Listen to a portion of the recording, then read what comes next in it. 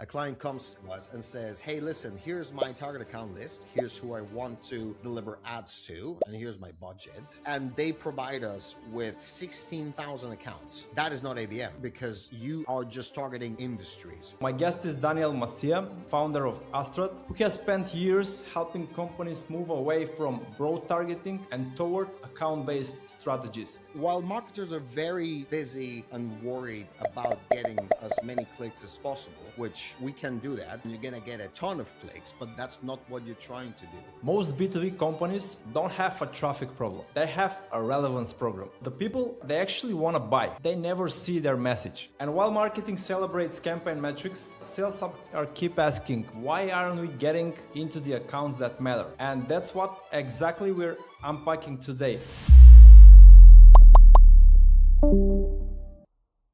Most B2B companies don't have a traffic problem. They have a relevance program. They're generating impressions, they're generating clicks, and sometimes they're even generating leads. But the people, they actually want to buy, but they never see their message. And while marketing celebrates campaign metrics, sales are keep asking, why aren't we getting into the accounts that matter? And that's what exactly we're unpacking today, why that happens. So my guest is Daniel Macià, founder of Astrad, who has spent years helping companies move away from broad targeting and toward account-based strategies that focus on the buyer that actually move the revenue. So Daniel, let's start with this. When did you first realize that traditional digital advertising wasn't working for companies for complex B2B sales anymore? Right. Well, first of all, thank you very much, Milan, for having me here. And I think that that's the perfect question to get started here, because one of the things that we see in the industry is that B2B solutions generally will not be simple, right? So yes, you have some kind of SaaS-based companies like CRMs or other platforms that can have an easier barrier of entry. We'll still have to go through a buying committee to approve those.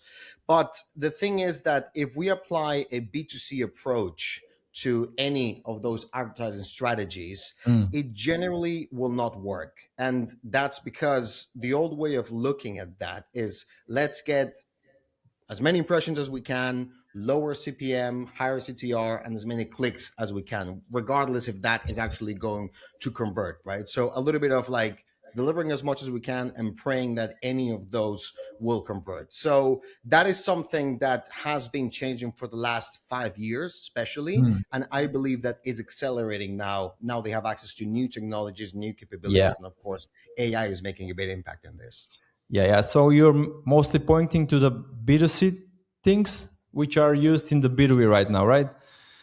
Exactly. Yeah. Great. Is there like any moment or the exact frustration you kept seeing over and over in the companies? Honestly, it's interesting because the frustration that we see in companies when running B2B campaigns has to do a lot with things that are not actually important, let's say. So going back to what I mentioned, right, of companies focusing on let's get as much CTR as we can and as low as CPC as we can. So we drive traffic to either our landing pages where users can send a lead, download any sort of content for themselves and leave their email in there. That is not what's critical in B2B, right? It's very difficult, especially in programmatic, to get a direct response from the user. So they see the ad, they click the ad, they land, and they fill the form, right? So while marketers are very busy and worried about getting as many clicks as possible, which I'm going to be transparent, we can do that. Let's show your ads in a lot of hyper casual games and you're going to get a ton of clicks, but that's not the point. That's not what you're trying to do. So it's a double-edged thing where, first of all, we see that a lot of marketers don't understand how to use the tool. So you can use a Formula One car to do a rally. However, is that the suitable vehicle for you to do that? Probably not, right? It probably will not even get to the finish line. So that's why it's an interesting thing that the frustration has to do with something that is not the main KPI for us. And like when you said that, do you think like the marketing teams are actually becoming too obsessed with like activity metrics and not knowing how to use the tools in this era with a lot of tool set? 100%. 100%. So again, going back to that educational piece that I was mentioning, if you come to a programmatic tool, which it's a top funnel tool, Yeah, right? So yeah, what you want to do is use that to influence buyers. But that doesn't mean that you stop at the impression and the click and that's it, right? Like, oh well, we just delivered to these accounts, we're going to talk yeah, later about how we will target those accounts, etc. We'll target these accounts and that's it, right? It goes way beyond that. So if yeah, we're able to install our tracking systems on the client's website, both on the dedicated landing page and their yeah, website, we are able to see how users that have been impacted, haven't even clicked on the ad, are actually interacting with the client's website. So, in average, just to give a number for people to yeah, yeah. understand, in average, about the percentage of people that visit the website after seeing the ad and not clicking, and the people that click on the ad is 300% higher than actual CTR, right? And that makes total sense. If you see a product that you're interested in, and that happens to us all the time, if we see an ad for a product that we say, you know what, that could be interesting for our company. Let's Yeah. explore the tool. Let's see what we can do with that. In general, we're not going to submit a form directly from Mm, the exactly. lead page itself. And that's because we're going to take our time to first, hang on, is this even worth our time? It caught our attention. It's Yeah, interesting. yeah, And we show that signal by going to the client's website, right? So the client will be able to see that. Now, is it interesting for us? Is it worth it? Well, that's a whole different story, but we're going to take our time. And that is another strong explanation why we need to veer away from getting as many clicks as possible, expecting a direct response. yeah. Programmatic is not the same as search or social, where it's much, much easier to get results. Again, when we're talking about a lower layer of buying, if you're a manufacturing company that the Mm, minimum product that you sell is a 5-axis CNC machine that costs $10 million, I don't think that Google search is going to be the best driver for your yeah, solution, right? So that also affects the way that targeting is done in that sense. yeah. But when you now know all of this, what do you think are the metrics which are actually creating false confidence to the marketers in the team? If I have to choose just two of them, very easy, very direct: CTR and clicks.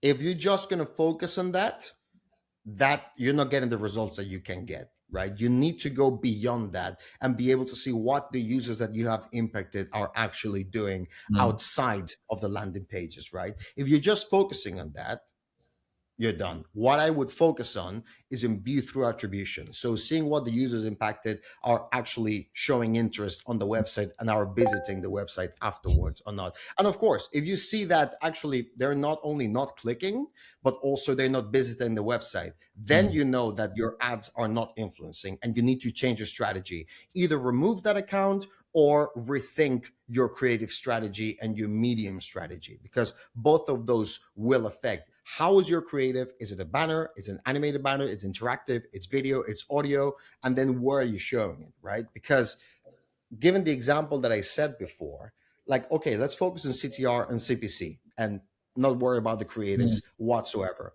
All right, I'm going to show your ads in hyper casual games that people, even if you're doing account based marketing, they do check those games during Yeah, work yeah. hours.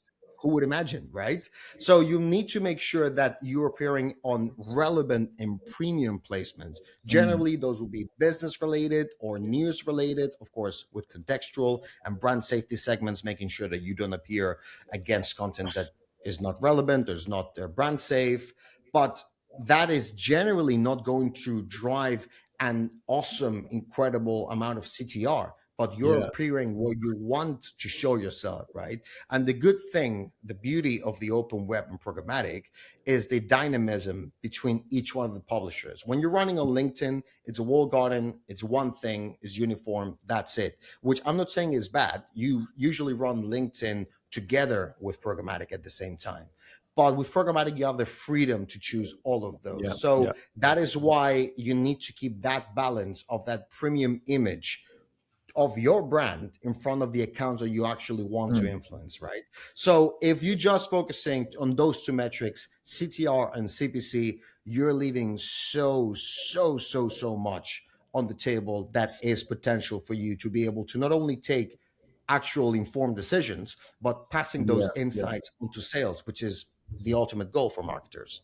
Yeah, great. So if I understand you well, these two metrics, like the clicks and the conversions, could actually lie us about the real situation, because it maybe wouldn't be the problem into this, but we should step back and just see what we actually do so we attract more clicks.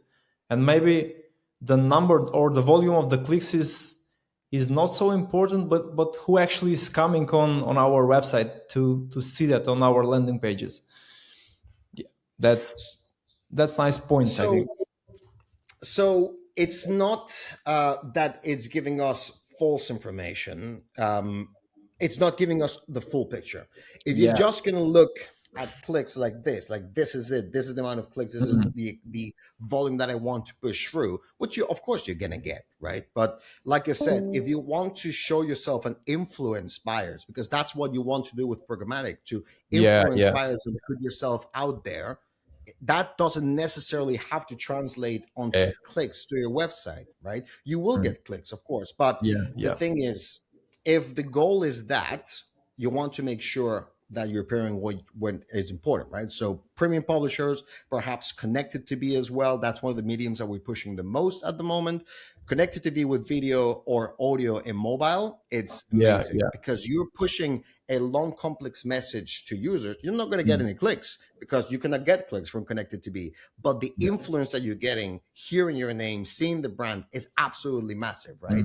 So that's why just looking at that is wasting so much potential. Yeah, and imagine that you're a CRO tomorrow. What marketing metrics would you actually stop reporting? And what would be the top 3, let's say, which you will focus on? Okay, so interesting. So if I was a CRO and I was looking at my marketing team and my sales team, what they're doing, because as we know, marketing and sales, they always have some sort of a disconnect. Can be bigger, can be smaller, but they always will have a sort of a disconnect. I would 100% pull just CPC, which CTR and click, CPC is all connected, right? So I would move away from let's get as cheap as clicks as we can. And I would go into let's make sure that we have a set list of publishers that are premium that will appear in there together with our target account lists. So we're targeting our account lists and we're making sure that we're just on premium publishers. So the first one, target account list. Second, the publishers that we're targeting. Third, how is that engagement working? And that the CTR is part of that engagement, right? The CTR is part of that engagement. But together with that CTR, you need to also look at what is the attribute visits that you're getting from those accounts onto your website and what they're looking at. So let's imagine that I'm a potential client for us, right? I'm not going to name any name. Let's imagine that I'm client X and I see an ad for Astrad. I say, oh, this is interesting. I'm not going to click, but this is interesting that this, resonated with me. Let me check their website and let me see what's what. So even though I haven't clicked, me as a CRO of Astrad, I'm going to look at that. I'm going to see actually they are showing engagement. They're visiting my website, right? And that is valuable information for two reasons. First of all, because the user reacted to the ad and is taking action against it, not only clicking, but manually looking for the website. And second, because we can see what they're visiting, which pages are they actually visiting, or what's product that's interesting. And that information is super, super valuable because it's showing that intent that we can then pass directly onto sales. And we can see, hey, since they got impacted with the ad, how long did it take for them to visit the website? Was it 1 day? Was it 3 days? Was it a week? And that information is crucial, right? So yes, CTR is just a tiny part of it. It's important, but it's a small part. So I would move away from trying to drive as low CPC as possible, and then moving to this sort of like a cake where we have the reasonable target account list, premium publishers and strategies and media, and then what is happening with the engagement of all Yeah, that media yeah, and that strategy. yeah. That totally makes sense. But even after knowing all of this, and I'm like in a discussion with a lot of founders or CMOs these days, Yeah. they all know what who to sell. They all like, if you ask them, they know what kind of problem they're solving for their customers, but they still try to like to market it to everyone, to sell it to everyone. Have you tried to understand why actually this happened? So there's several things in here. We do get requests, for example, where a client comes to us, and this is related to what I just mentioned, by the way. A Yeah. client comes to us and says, hey, listen, here's my target account list. Here's who I want to deliver ads to, and here's my Mhm. budget. And they provide us with a worldwide, we're not even focusing on countries, Mhm. worldwide, and 16,000 accounts. Mm. Well, that is not ABM. That is simply not ABM, because you are just targeting industries. For that strategy, you want to go a completely different way. You want to go, let's say, open you target, I don't know, let's say audiences that we have available where are within certain industries and just decision makers. All right, that's not a problem. That's fine. But that is not ABM. And the strategies and the results and the learnings that you're going to Mm. have from each one of them are completely different, right? So a very important thing is not only what's your target account list, but what's the logic behind it. Mm. If you just go, listen, we want to target these accounts because they are within our ICP, are within the industries that we sell to, and they are within a certain level of revenue or headcount Yeah, yeah. that is interesting for us. No, there must be a logic behind that. There must be a logic behind the exactly handpicked accounts that you're going after, because otherwise, what's the point of targeting those, Yeah, right? yeah. That's the first thing. And that foundation starts with sales. And that's, to me, one of the very important points where you can start marrying marketing with sales. You are able to build those accounts with sales. And if it starts with them, it will end with them. So the moment that you get signals, either from CTR, business to their website after being impacted an ad, or after they've seen the entirety of a video or a sequence of ads, that's great. All of that you are able to share with them, and then they will be able to act upon it, right? But that's the first thing, being able to have that logically built target account list. After that, definitely the other thing that we see is a big mistake is not worrying whatsoever about the publishers or the contexts that you're appearing in. So, as an example, let's say that you target The Guardian. We're going to deliver ads to this target account list, and one of the publishers will be The Guardian. All right, that's fine. But there's a lot of content in The Guardian, and Yeah. do you want to appear everywhere? Like, if there has been, let's say, an accident in this factory, there's been an explosion, do you want your ads to appear next to that? So it is very surgical when you want to do ABM. And all of these things definitely matter, right? Not only, again, the medium, but the media as well Mm. that you are appearing against. And the other thing I'd say is, which is very widespread, and it's surprising, but it is very, very widespread, is the use of static banners. Just Yeah. let's use static banners, and that's it. And what I said at the beginning, and it resonates a lot, is B2B solutions will generally be complex, And it's very difficult to transmit. You can do it, but it's very difficult, takes a lot to transmit that solution in just a static banner, Mm. right? So not only on the sense of you want the user to click and to be interested, Yeah. but you want also that ad to resonate afterwards, right? If you're just gonna, let's say that you are an AI experience Mm. management solution for your clients, right? Yeah. It's very difficult that you're going to be able to share that in a single static banner. So all these three things are, to me, like the biggest culprit, the biggest issue in terms of what can be improved for clients in that matter. Yeah, and I think a lot of companies are actually wasting budgets with that, because if they don't want exactly where actually to show up, like you said, the example with the Guardian, they will Mhm. just invest into marketing, which maybe will not touch to their actual ICP, but to someone who is reading different article, which is totally not interesting about their service. Mhm. Yeah. Uh, So I'd say that there's two things that happen with the consequences of running a incorrectly set up ABM campaign. And there's yeah. a lot of people that call ABM stuff that isn't ABM, right? What I said at the Mhm. beginning, targeting 16,000 accounts is not ABM, right?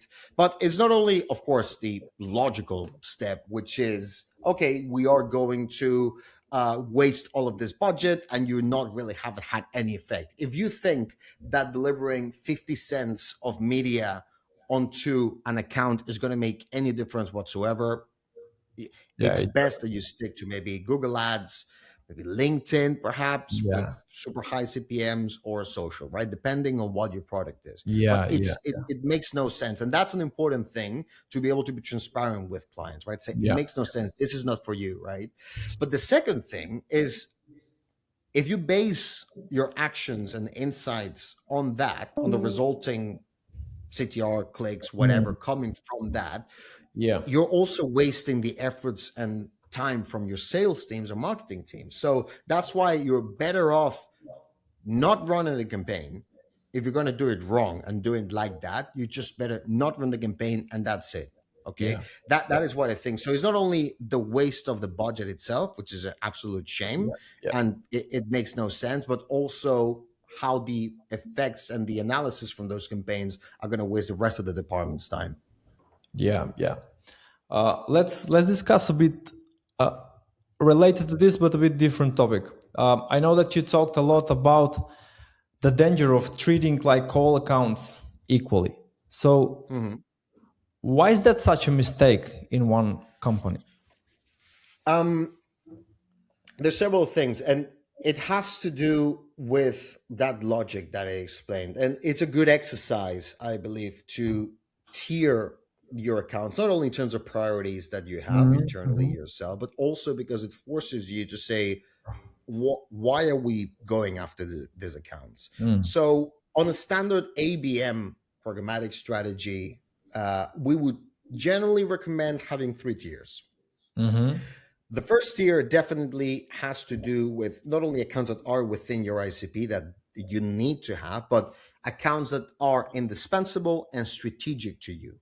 So that Mhm. means that these accounts that we're targeting, you must close, right? Mm. And that means that within that strategy, within that tier one strategy, we will have a very, very specific approach for each one of them. That translates in having one campaign per account. So we are effectively running a one-to-one for that tier one Mhm. campaign. That means that that tier one also shouldn't have a huge amount of accounts.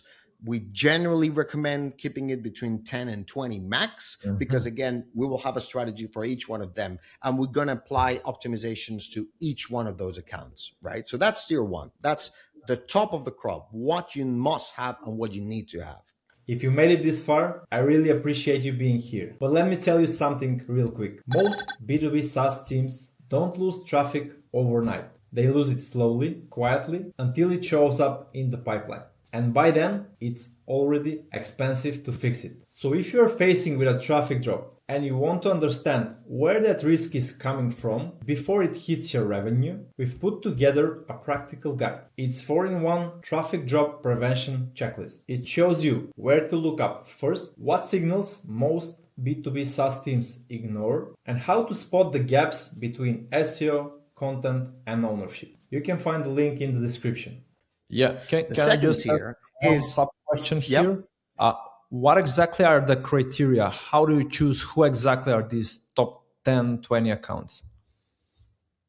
So that will have to do entirely on your priorities, right? And that's something that not only comes from sales, but also from your leadership team and their CRO, Mm-hmm. right? So these accounts, and again, every ABM campaign is completely different, but on a standard way, these accounts are the ones that you 100% need to be top of mind for them and influence them because you want to close them. And you know that your business development teams and your sales teams will go after them, right? So Okay. these accounts are completely strategic and Mm. should be chosen not just by sales and marketing, but by the CRO himself as well. Because those accounts, again, will have effectively a one-to-one strategy to them, right? So that is why it's so, so, so important to be able to properly choose these. Now, it is possible that there's no tier one, that they say, no, actually, for this program or this ABM campaign that we're running, we have no tier one, but we will have two tiers, which in this case will be tier two,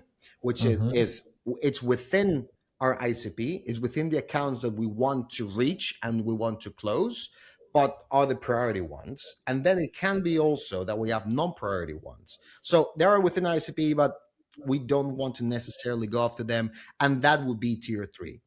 Now, how is that going to differentiate between them? Yeah. The budget, essentially, the budget and the attention that we're going to give to each one of those. You might want to be top of mind on accounts that you know are not low hanging fruit, but you just want to be in there. Okay, we're going to set a separate strategy for that tier three. Make sure that they receive ads, but we're not going to put a massive amount of budget, maybe 20% of the budget that we're having. And the rest is going to be split between tier one or tier two or just tier two, right? But it is important that we make that difference. Again, this is just a broad strokes on how you can organize this. But a Mm. lot of times we have clients that come to us and say, actually, literally, we're having this call yesterday with a client. We have three verticals that we're targeting. We have healthcare, we have finance, and we have retail. And so those are three separate tiers. But we Mm. know that healthcare is the most important one. So that automatically becomes tier one for completely different reasons that I said. But that exercise of saying who do we prioritize makes you think and put more logic on how you're going to build that target account list. And so that's the two reasons why we believe it's very important. But as long as there's a logic and thought process behind those accounts that Yeah. comes between an effort between marketing and sales, that's already a win. If you start with a bad quality account list that you simply put together, yeah, it's within our ICP, Mm. and that's it, you don't even check the companies or anything, then you're not going to have a successful ABM campaign. Yeah. And let's say I want to work with some company who do ABM. How can I know that they can provide me great service to me? How to qualify actually that company? Hmm. That's a very interesting question. That's a very interesting question. So, if you're a marketer that you have a certain account list that you want to target, Yeah. you put the logic behind everything. I think that the main ways that you're able to check how they're going to prioritize and if it's going to be a good company for you or not, a good fit. First of all, I'd say transparency is one of the most important things. Absolute transparency, which translates into, hey, am I going to know where I'm appearing? Can I know the publishers? Can I know the media, the devices? Can I know the time, the location, which publishers were targeted per account, which creatives were delivered per account? So having that whole look of transparency in terms of what's working or not, that's Mhm. definitely going to be the biggest thing, right? 100%. The other thing that's very important is how is brand safety taken care of in there? And by that I mean, is there any sort of brand safety protocol or measure for brands in order to run? Because we know that the B2B space is super, super, super delicate, right? And the smallest thing can be a big issue. So that is the other side of what I would focus on what brand safety protocol or systems are there in place to make sure that my content appears next to suitable media? Okay, so Yeah. that will be the second thing. And I think that the third thing, which is quite critical, is where does the account data come from, right? Mm. Where does that account data come from? Because that is one of the biggest struggles that we had when we started our ABM journey on our platform.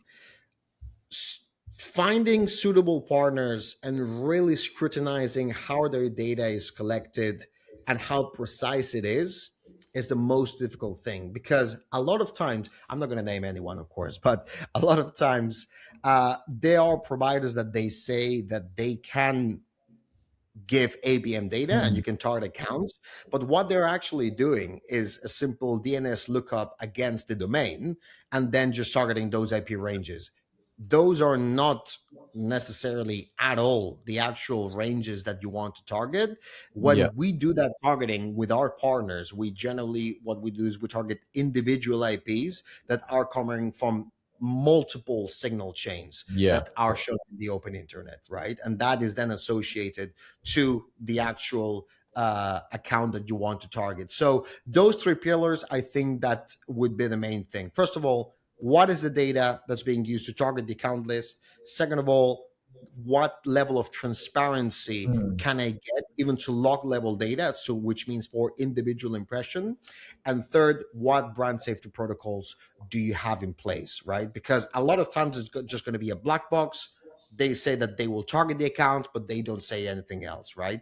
And I think that we're moving more and more towards that direction of full transparency. And I generally say that B2B is about 5 or 6 years behind the innovation of B2C. Mm. And B2C is definitely there, is definitely on that level Yeah. of Yeah. transparency. And I think that the industry will move in that direction as well. But those would be the three pillars that I would recommend for anyone that is searching for an Mm. ABM partner to run campaigns with. Yeah, and I have like one more question on top of this. Let's say all of these three are good and you chose to start working with someone. Mhm. What are like the first signals which you have to follow so you know that you're on the right track? That what they actually do is good strategy and there should be results out of it. So I think I'm going to repeat myself a little bit in here. But the first thing is, how is the campaign being treated, right? And that depends if you're working directly with a DSP for programmatic or you're working with an agency that works with a DSP, right? Mhm. But to me, the first right thing is using the tools as they're meant to be used, right? And that's why I'm repeating myself, No, no. making sure My that, question is yep. what's the signal out of these campaigns which like clients should expect so they know that the campaigns is successful or they see some signals that it could be successful. Yeah. So the first thing is making sure that the accounts that are being targeted are responding, right? Mm. Either by direct mail, that they are visiting the website after they have been impacted with an ad, that they're Mhm. perhaps clicking on the LinkedIn ads, because LinkedIn, Mm. again, walled garden, it's Yeah. easier to get responses from there. But that holistic, like high level macro view is what's going to allow us to then be able to correctly attribute the results Yeah. of the campaign. If you are keeping each one of the channels as silos that they don't talk between them and that you cannot attribute data between them and therefore seeing the results of that account is not Mhm. going to make any sense. Yeah. So as an example, I'm going to give an example of a client that we ran a couple months ago, a program of 3 months that was targeting not many accounts, was here in the UK, about 120, 150 accounts. And the return on investment that they got from that campaign was 3,000% return on investment. So Mhm. the investment that they did to influence those accounts that they were going after at all levels, right? So programmatic, LinkedIn, Yeah. etc., at all levels was 3,000%. So they were able to close that pipeline that was 30 times bigger than the actual investment, right? And Yeah. that is the power that it has to influence those buyers, because let's not forget that only 5% of the potential buyers that you have are actually actively Yeah. looking for buying your product, and 80% of that decision is done behind doors, right? Yeah. Before you reach out, they speak to you or anything else, right? Yeah. So that is why it's so important to have that influence and to Mm. have that top of mind and that engagement for all of those accounts. Yeah. That is why. So being able to have that macro approach and understanding and connecting all the dots between the different channels is what certainly is going to show the results that your campaigns are having. And of course, that has to translate into pipeline, right? Otherwise, it makes no sense, right? And one last thing that I think that's important to mention as well is the timelines. A Mm. lot of times, this can be quite slow. It depends on the industry, it depends on the ICP and the companies, but it can be quite slow. So don't expect like from the first 2 weeks to Mm. immediately see results, right? It's going to take time. And that's why for an ABM campaign, we always say, don't run anything for less than 3 months because otherwise it's not going to make any sense whatsoever. You're not actually doing anything, right? Yeah. Yeah. So that's the thing. Understanding from the client's perspective what is needed and what results to expect, and for the agency or the DSP or the platform, whoever it is, to be able to connect these dots, because otherwise we're falling back into CTR and just clicks. That's it. Yeah. Yeah. Yeah. And right now, in the age of AI, in the era of AI, how do you actually combine ABM with the new technologies? So there's a lot of levels in here on how to connect these. So from the outside perspective, one of the things that's certainly helping is lowering the barrier for marketeers, B2B marketeers, to enter in the ABM game. I Mm. believe that people think that ABM is super expensive, that you need to pay massive licenses to be able to access the tools. And it's not really like that. There are some that are like that, but I think that the industry is changing. It's moving in that direction, catching up to B2C. So I think that we're moving in there, and that's allowing clients to first enter much easier in terms of generating new strategies, generating new creatives. A lot of the exciting things that are happening is AI creative studios, AI campaign planners as well. And then from the inside bit, from the back end, let's say the technology side, the improvement that we have in terms of bidding, so the logic on how we're going to show ourselves in the placement and put a price in that placement, etc., and how to interpret those signals, that's certainly helping massively. But it's a combination of both of these things. So whoever is getting the correct tools for this and knows how to use them without lots Yeah. of noise or things that are being said out there that actually make no sense, that are just um, false signals, to say it in a kind of nice way. Mm. The marketers that are able to harness these new tools and these new capabilities, and therefore being able to enter onto the ABM game without a massive cost and being way more precise, because you can run an ABM campaign for just $3,000, but that means that you have to go after very few accounts and be Yeah. very targeted, right? That's the game. But AI, certainly the biggest thing that it's doing is easing that capability and giving that potential to marketeers, regardless of the size of the company. That's the biggest change for me. Yeah. Probably you can like research the sources better where you actually can place the ads, Mhm. which again is a leverage. Because we're moving till the end of this recording, I want Mhm. to cover one personal thing, because the idea behind this whole podcast is to just uncover also some personal lessons, not only Yep. business. So I want to ask you: do you have any strategy which you were convinced that it will work, but it was completely fail? If you want to share, so someone do not repeat the same. Yeah, we do. We do. And we're not ashamed of that. We do both on client side and ourselves, for sure. I'm going to share an example that we run ourselves, Mm. because we use our own tools to promote ourselves, of course. Yeah.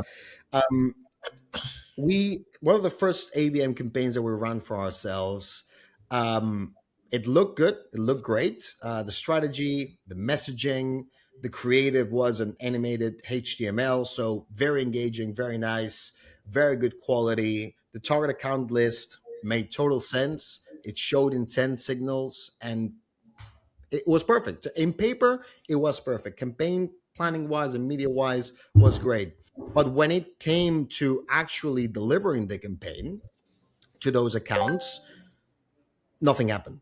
Nothing. So we didn't see signals. We didn't see actually people visiting our website afterwards, and we didn't actually get any pipeline, if that makes sense, right? So Yeah. it was an absolute waste, and that's fine. That's how you learn, right? These lessons are the ones that allow you to learn, and in essence, one of the errors that, because I remember it well, one of the errors that caused this was that we were not targeting. It was the right companies, but it wasn't the right people Oh, within the companies, right? so you have So the even ICP though they weren't department. So, massive, you don't want to get it from everyone, if that makes sense. You want to make sure yeah. that you're precise. So in there, it was an error of targeting and also publishers as well. That combination completely killed the campaign. So that's why this a single thing within the campaign, as little as it can bring everything down, and that's why it's so delicate. Yeah. So you target the right ICP, but the wrong buyer persona inside the company. Exactly. And Exactly. Exactly. how long it took you until you actually understand that this is happening? So, because an ABM campaign takes a bit of time, I think that we ran the campaign for about a month and a half, 2 months. You need to let it run for a little bit of time. And Yeah. our product is very specific, right? So anyone within the company will not go and say like, oh, this is would be a good fit or something that I can mention. It's very specific, it's very specialized. And the mistake that we did is that we were targeting the whole company, even though it wasn't huge, right? But we were Yeah. targeting the whole company, and we needed to make sure to add that layer of decision making and departments. And that reflected within the campaign. So after the first month and a half, 2 months, when we made that change, that they'd start showing more interest. And in general, when you're targeting decision makers or contextual or interest, when we add it together with the target account list, you will see not only the CTR is higher, but also the website visits after being impacted is higher as well, right? But usually, this sort of test, we don't do it with clients. We're running ourselves in our own campaigns because it allows us to learn and then to apply those learnings into clients' campaigns. But that will depend massively on the sort of industry and company that you are advertising. It's not the same advertising a manufacturer than a cybersecurity provider, if that makes sense. So all of those things need to be taken into account. Yeah, that's cool. And another thing is another lesson. What's like the most expensive lesson you learned about building your business? Oof. If I have to bring it down to one thing, um, people, Yeah. 100% people. So, and I know it sounds very cliche, but it's not only about getting the best team, the most qualified team to work in your company, but also that there is a genuine motivation and excitement for the product itself. And that's one of the things that I try doing where, yes, of course, we're companies, we're all trying to make money, but the most important idea behind it has to be to provide value to clients, to be able to provide a solution that, like paying for, let's say, £200 for something actually gives you a result of 400, right? So Yeah. it the logic behind it has to be to provide those solutions and that value. Money is great, money will come, that's fine, Yeah. Yeah. but as long as you have that idea and that logic behind the product that you build and behind your company, the let's say ethos or philosophy, Yeah. then the team will come. And it's so crucial that the team believes in that again, compensation and rewarding is super important, but all of that without motivation and believing in the product certainly will reflect and will show on the results that you have on all levels, on the product itself, on the money, on everything, right? So again, it sounds cliche, but your team, the people that you hire and their belief and faith on what you put in together is crucially the most important thing at all levels. Doesn't matter if you're a tech company, retail, or anything. There must be an ethos behind the idea and behind your company, and your team must believe in it. That's why I think that certainly has costed us dearly in the past. Yeah. People answer is usually a cliche, but I think everyone in the business has like people issues in the very beginning until they decide who they need to hire, who is the person who can actually elevate the business to the next level. But Mhm. I think it's a path we should like go through until we make better decisions about people. And for the end, like because this podcast is called Leaders of Growth, what Mhm. actually growth means for you today? And do you have any advice for new leaders who can actually apply that into their growth? So, to keep it short, I'd say that if you're focusing on growth for your product, for your company, you want to make sure that all the dots, it's what we said before, right? So it kind of Mhm. resonates throughout the whole conversation, that all the dots are connected, that we not just, we have the marketing team, we want to bring leads, we have the sales team, we want to close leads, we have the operation team, we want to grow the companies. No, there has to be a logic behind the whole thing. I said, who are we attracting and who do you want to bring? It makes no sense for me to close a client that's just going to run for 1 month and Mm. then disappear. Yeah. You need to make sure, especially in B2B, you need to make sure that you build those relationships. So there's Mm. a logic behind going after certain accounts, that Yeah. there's a strategy in terms of growth for those accounts, and that you're going to build them or nurture them. That process Mm. starts on the highest level, on the Mm. CRO and the decision maker, and sorry, in leadership as well. Yeah. So being able to start in there, and then after years, it's going to take a long time, but after years, to have that connection with those clients and nurture them and grow them, not only by what you're offering but also at a personal level, that is to me what has impacted the most, at least for us, to be able to not just close accounts and treat them as a number, but be able to build those relationships and strengthen those relationships. And that is what takes the most work. But if I have to keep it in one single sentence, make it human. That's Mm. what I think that you need to do. Make it human.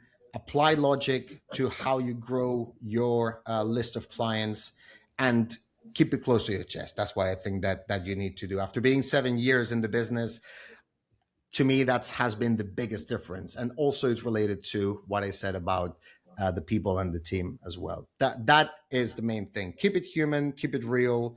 Don't just reduce it to numbers. Yeah, that's great. Daniel, thank you for participating into this. I think you share a lot of great, great Thank you for lessons having and me. great, yeah, things here. And what actually I understand, like what stood with me is that usually companies don't have like some visibility problem, or they usually has a focus problem, and you have to choose Mhm. those 10 to 20 accounts which are the tier one, and just focus on them mostly, then the rest of like 20% just be the rest, but just focus. 100%. 100%. Absolutely. That's great. So thank you for watching, everyone. I'm Milan Savov, and until next time, keep leading, keep scaling, and keep growing. All right, so that's it for today.